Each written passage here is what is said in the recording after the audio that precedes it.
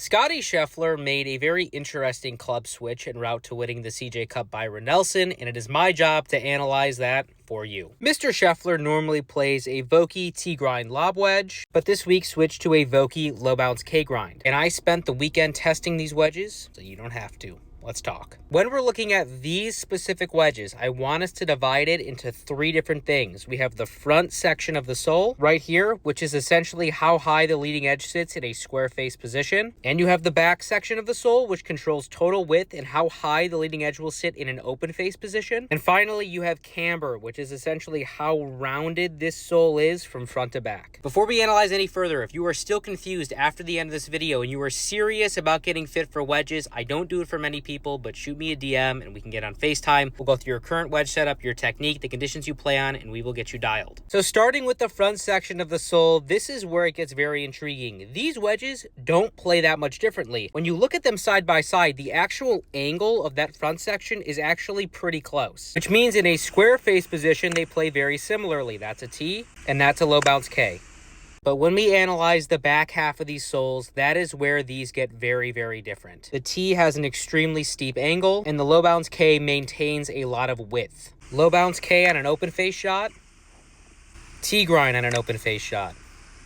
What you are seeing here is how the back edge changes how you get out of the ground. With the low bounce K, even though I was into the grain, because this is wider, it popped me back out of the ground very quickly. With the second shot and the T on the other hand, what you saw is because this is very narrow, I leaned the shaft a little bit into the grain and it stuck into the ground. So think of the T grind as more of a knife where if you miscalculate or misjudge the lie a little bit, it is very, very easy to fuck up. On the contrary, the low bounce K allows you to kind of just throw the back edge at the ground and you know it's going to pop back out. And the place this is probably best evidenced is out of a bunker. Low bounce K out of a fluffier lie, you can see how nicely that came out in terms of ball speed. Versus the T out of a fluffier lie, you can see the leading edge dug a little bit more, it came out slower, more dead, and it goes in because, I mean, I'm built different, but whatever.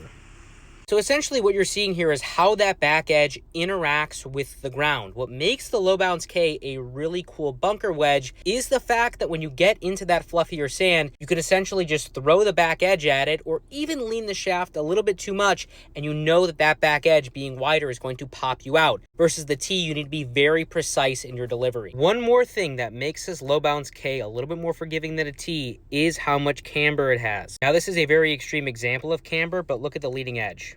Essentially, camber allows you to deliver a little bit more shaft lean coming into the golf ball without changing leading edge height. Here's an example of something with less camber. Look at the leading edge.